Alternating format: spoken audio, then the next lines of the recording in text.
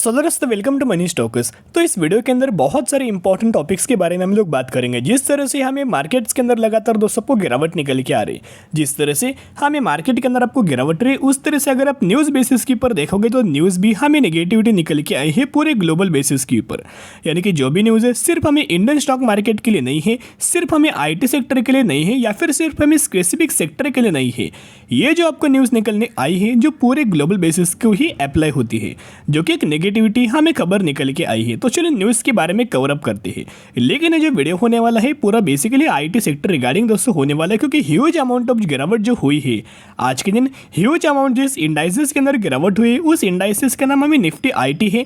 यानी कि basically almost 2% की गिरावट हमें इंडेक्स के अंदर यानी कि निफ्टी IT के अंदर हमें निकल के आई है। तो इसके रिगार्डिंग दोस्तों हम लोग बात करेंगे। यहाँ अगर आप इन्फोसिस देखोगे तो इन्फोसिस के अंदर भी ह्यूज अमाउंट ऑफ गिरावट है। फिर अगर आप यहाँ विप्रो देखोगे, विप्रो के अंदर भी ह्यूज अमाउंट ऑफ गिरावट, LTS के अंदर भी गिरावट, टेक महिंद्रा के HCL टेक के अंदर भी गिरावट, टेक महिंद्रा के अंदर भी गिरावट, TCS के अंदर भी गिरावट। यानी कि बहुत सारे कंपनीज के अंदर, सिर्फ IT सेक्टर नहीं, जितने भी सेक्टर हमें बेसिकली बिलोंग करते हैं उन हर एक सेगमेंट के अंदर गिरावट हुआ। अगर सेक्टर के अंदर गिरावट आएगी तो हर एक स्टॉक्स के अंदर भी हमें गिरावट आपको देखने को मिल जाएगी। तो बस तो बेसिकली अपडेट्स क्या है देखिएगा। Why Indian stock market is falling today, expert list out this reason. तो एक्सपर्ट ने हमें ऑलमोस्ट 3 रीजन दिया है, 2 से 3 रीजन हमें मिलते देखने को मिला है। इस रीजंस के ही वजह से हमें मार्केट के अंदर, इंडियन स्टॉक मार्केट के अंदर हमें गिरावट देखने को मिल रही है। तो देखिएगा सबसे पहला जो रीजंस निकल के आ रहा है, stock market today continue to remain under the bears control as global cues are still negative on Silicon Valley Bank crisis below expert। तो बेसिकली अगर आप यह देखोगे तो इनका ये मानना था कि आज के दिन हमें जो मार्केट है वो बियर था, जिसकी वजह से हमें मार्केट के अंदर दोस्तों गिरावट हुआ, एक नेगेटिविटी सेंटिमेंट्स बना हुआ है। किस रिगार्डिंग है, पूरे ग्लोबल बेसिस के ऊपर हमें नेगेटिविटी हमें फैली हुई है। और ऊपर से जो अपडेट्स है, जो सिलिकॉन वैली जो बैंक है उसके अंदर जिस तरह से क्राइसिस है, उसी तरह से हमें एवरी पूरे ग्लोबल बेसिस के ऊपर जो स्टॉक मार्केट है उन मार्केट्स के अंदर भी हमें गिरावट है, उन मार्केट्स के अंदर भी हमें पैनिक लेवल निकल के आ रही है। तो दोस्तों सबसे पहले न्यूज़ अगर आप देखोगे तो जैसे कि मैंने आपके साथ शेयर किया, जो बैंक रिगार्डिंग जो क्राइसिस निकल के आ रहे पूरे ग्लोबल बेसिस के ऊपर ही हमें न्यूज़ निकल के आई है। पूरे ग्लोबल बेसिस के ऊपर ही नेगेटिविटी हमें बेसिकली माहौल बना हुआ है, पैनिक लेवल का ही माहौल है।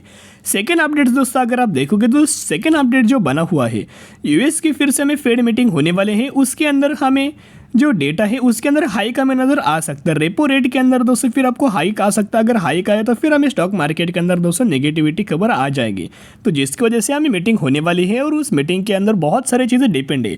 लेकिन डेट अनाउंसमेंट होने के बाद भी हमें सडन मार्केट के अंदर इसका एक नेगेटिविटी दोस्तों इंपैक्ट आपको पड़ते नजर आया। तो ये हुआ second updates. And third updates दोस्तों अगर आप देखोगे तो बेसिकली जो FIs है वो स्टॉक मार्केट के अंदर सेलिंग कर रही है। देखिएगा FI selling from the emerging market as some are the reasons. तो बेसिकली सम रीजंस की वजह से ही FIs हमें स्टॉक मार्केट के अंदर अपना स्टेक सेल कर रही है। तो ढेर सारा पैसा अगर स्टॉक मार्केट के बाहर जाएगा तो वो मार्केट के लिए हमें नेगेटिविटी खबर होगी, और अगर ढेर सारा पैसा मार्केट के अंदर आएगा, FIs बाइंग करेंगे तो मार्केट के अंदर रैली आएगी और मार्केट के लिए पॉजिटिविटी खबर हो जाएगी। और इन्हीं रीजंस की वजह से ही हमें आज के दिन दोस्तों मार्केट के अंदर गिरावट आई।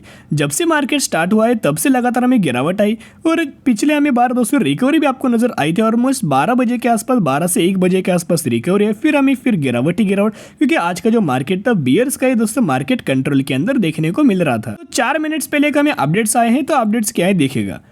Nifty crash below 17,000 for first time in 5th month. यानी कि पहली बार निफ्टी 17,000 रुपये का लेवल निफ्टी ने ब्रेक किया है। 17,000 का लेवल निफ्टी ने ब्रेक किया है, और बेसिकली 5 महीने में पहली बार ऐसा हुआ है। पिछले 5 महीने में निफ्टी ने 17,000 रुपीज़ का लेवल ब्रेक नहीं किया था, लेकिन आज के दिन हमें लेवल दोस्तों ब्रेक किया है। तो ये भी दोस्तों नेगेटिविटी सवाल है। तो बहुत सारे लोगों का ये मानना है क्या 2008 में जब रिसेशन आया, तो 2008 में जब गिरावट हुई थी कि इस तरह से हमें गिरावट होगी, क्या बहुत सारी गिरावट होगी, या जो गिरावट जो होने वाली है वो 2008 जैसे नहीं। यहाँ मार्केट के अंदर क्या होता है दोस्तों देखिएगा, खबर बहुत छोटी होती है। बेसिकली रूमर क्या करते हैं, खबर बहुत छोटी होती है, लेकिन उस खबर को इस तरह से रिप्रेजेंट करते हैं कि बहुत बड़े वो खबर बोल दिया जाता है। लेकिन दोस्तों खबर छोटी है, इसका मतलब ये नहीं कि आपको सडन 2008 जैसी गिरावट आएगी। देखिए गिरावट तो हो रही है, इसी के कारण हर एक कंपनी के अंदर हमें गिरावट आपको निकल के आ रही है, लेकिन दोस्तों उतना हमें पैनिक लेवल नज़र नहीं आ रही जितना 2008 में हमें पैनिक लेवल नज़र आ रहा था। अभी जो खबर है कोई इंटरनली मार्केट का रिगार्डिंग खबर नहीं है, एक्सटर्नल बेसिस के ऊपर ही न्यूज़ है। लेकिन अगर आप इन्फोसिस का परफॉर्मेंस देखोगे 1 से 1.5% की गिरावट हमें इन्फोसिस के अंदर आज के दिन भी हमें कंटिन्यू हो चुकी है। और बेसिकली इन्फोसिस में जो हमें गिरावट हो रही है 5 महीने का लो दोस्तों इन्फोसिस ने क्रिएट किया और पिछले 1 महीने में 10% की गिरावट हमें इन्फोसिस के अंदर हो चुकी है। पिछले 1 महीने का अगर आप परफॉर्मेंस देखोगे तो पिछले 1 महीने में हमें इन्फोसिस के अंदर 11% की गिरावट हमें नजर आ चुकी है। तो बेसिकली ऐसे टाइम के अंदर दोस्तों बहुत सारे आपको अपॉर्चुनिटीज होती है। ऐसे टाइम के अंदर बाइंग लगातार लोग नहीं करते। लेकिन दोस्तों मैं इतना आपके साथ शेयर करना चाहूँगा करंट बेसिस के ऊपर मैं कुछ आपके साथ लेवल्स प्रेजेंट करना चाहूँगा और हर एक दिन दोस्तों मैं आपके साथ लेवल्स या प्रेजेंट करता रहता हूँ। तो अगर आप ये देखोगे हम लोग बेसिकली बात करें इन्फोसिस के बारे में, तो अगर आप यह देखोगे तो ये इन्फोसिस का सपोर्ट लेवल है 1360 रुपये का। और ये अगर आप रजिस्टेंस लेवल देखोगे तो हमें 1620 रुपये का रजिस्टेंस लेवल है और यही से हमें एक ट्रेड लाइन दोस्तों ड्राइव हो रही है। इस ट्रेड लाइन का दोस्तों अगर आप लेवल्स देखोगे, ये जो ट्रेड लाइन है इसी लेवल्स के ऊपर लगातार 2 बार इन्फोसिस ने सपोर्ट लिया। 3rd बार इन्फोसिस ने जो ट्रेड लाइन है हमें ब्रेक किया। तो जो भी कंपनी दोस्तों हमें ट्रेड लाइन ब्रेक करती है कि सडन गिरावट होती नहीं, पहले गिरावट हुआ, रिटेस्ट किया और फिर कंपनी के अंदर गिरावट हुआ। और जैसे कि मैंने आपके साथ शेयर किया था, अगर इन्फोसिस बेसिकली 1420 रुपये का 21 रुपये का लेवल्स अगर ब्रेक करें तो ह्यूज अमाउंट ऑफ गिरावट हमें हो सकती है। और करंट बेसिस के पर अगर आप देखोगे वही लेवल्स इन्फोसिस ने ब्रेक कर चुकी है। नेक्स्ट जो हमें इन्फोसिस का जो टारगेट है 1360 रुपये का ही लेवल्स हमें टारगेट करंटली सपोर्ट लेवल्स निकल के आ रहे हैं। तो हमें इन्फोसिस के अंदर करना क्या चाहिए, बेसिकली एक रिक्वेस्ट करूंगा, अगर आप निवेश करना चाहते हो लंबे समय के लिए निवेश करना तो ही दोस्तों निवेश करना। अगर आप शॉर्ट टर्म बेसिस के ऊपर निवेश करना चाहते हो 100% लॉस ही लॉस आपको निकल के आएगा। देखिएगा सबसे पहले किस पॉइंट तक मार्केट गिरने वाला है वो प्रेडिक्शन कोई नहीं कर सकता। प्रेडिक्ट तो हम कर सकते हैं, 100% श्योर कोई नहीं हो सकता। या फिर किस प्राइस से ही कम मार्केट के अंदर हमें रिकवरी आएगी, किस प्राइस से मार्केट के अंदर रिकवरी आएगी, किस कंपनी के अंदर कब हमें रिकवरी आएगी, कौन से पॉइंट से रिकवरी नजर आ जाएगी, वो भी दोस्तों कोई हम लोग प्रिडिक्ट कर सकते हैं। लेकिन 100% श्योरिटी गारंटी दोस्तों हम लोग दे नहीं सकते। तो यही होता है मार्केट किस तरह से गिरेगा, हमें इन्फोसिस के अंदर किस पॉइंट तक गिरावट होगी वो प्रिडिक्शन कर सकते हैं चार्ट पैटर्न की हेल्प से। तो जिसकी वजह से जो लेवल से भी निकल के आ रहे उस लेवल्स के अंदर दोस्तों बाय ऑन स्ट्रेटेजी अप्लाई करना और लंबे समय के लिए होल्ड करना। सेम अगर आप विप्रो का देखोगे, बहुत ज़्यादा विप्रो के शेयर होल्डर्स को या प्रॉब्लम्स हो रही, पैनिक लेवल हो रही है। आज के दिन 1.5% की गिरावट हमें विप्रो के अंदर हो चुकी है और 380 रुपये की क्लोजिंग हमें नजर आ चुकी है। और विप्रो के अंदर पिछले 1 महीने में ऑलमोस्ट हमें 7% की गिरावट हमें नजर आ चुकी है। और बेसिकली जो टेक्निकल चार्ट्स का दोस्तों बहुत बार मैं आपके साथ लेवल शेयर करता रहता हूँ। तो यहाँ अगर आप देखोगे तो यहाँ मैंने विप्रो का टेक्निकल चार्ट दोस्तों ओपन किया है। यह है विप्रो का रेजिस्टेंस लेवल, यह है विप्रो का सपोर्ट लेवल।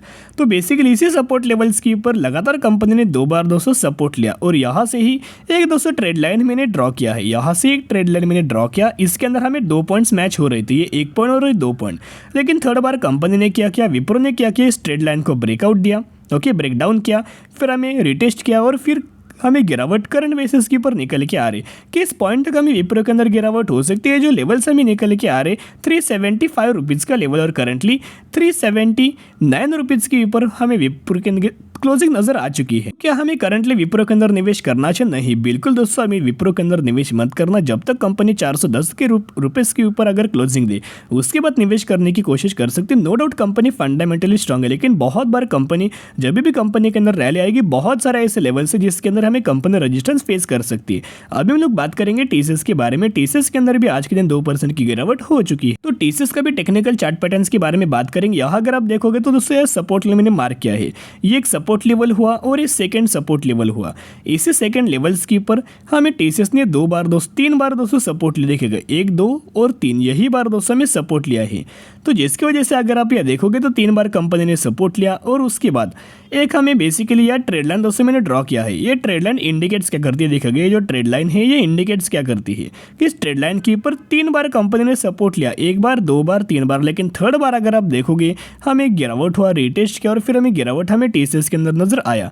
तो अगला हमें टारगेट क्या हो सकता है, बेसिकली जो कंपनी का जो टारगेट्स निकल के आ रहे हैं 3194 रुपीज़ का टारगेट निकल के आ रहे, लेवल्स हमें सपोर्ट लेवल्स निकल के आ रहे, करंटली 320 यानी कि 3,214 रुपीज के ऊपर क्लोजिंग हो चुकी। तो करंट बेसिस के ऊपर कौन सी कंपनी के अंदर पिक करना चाहिए, देखिएगा मैं आपके साथ दोस्तों कोई पैनिक लेवल क्रिएट नहीं करना चाहता। जो भी हमें टेक्निकली लेवल्स निकल के आ रहे वही लेवल्स के बारे में मैंने आपके साथ शेयर कर चुका हूँ। बाकी तीनों के तीनों जो कंपनीज है फंडामेंटली कंपनी स्ट्रॉन्ग है। अगर मार्केट गिरेगा तो कोई भी कंपनी हो फंडामेंटली स्ट्रॉन्ग हो या फिर कोई फंडामेंटली कंपनी स्ट्रॉन्ग नहीं हो, जो भी कंपनी हर एक कंपनी कैटेगरी से बिलोंग करती है उस कंपनीज के अंदर हमें गिरावट नजर आ जाएगी जब मार्केट के ही अंदर दोस्तों गिरावट होगी। लेकिन जब मार्केट के अंदर आपको रिकवरी आएगी अच्छी कंपनीज के ही अंदर दोस्तों रिकवरी आएगी, कोई बुरी कंपनी के अंदर आपको रिकवरी देखने को नहीं मिलेगी। करंटली टीसीएस और इन्फोसिस के अंदर निवेश करके लंबे समय के लिए आप यहाँ होल्ड करके चल सकते हो।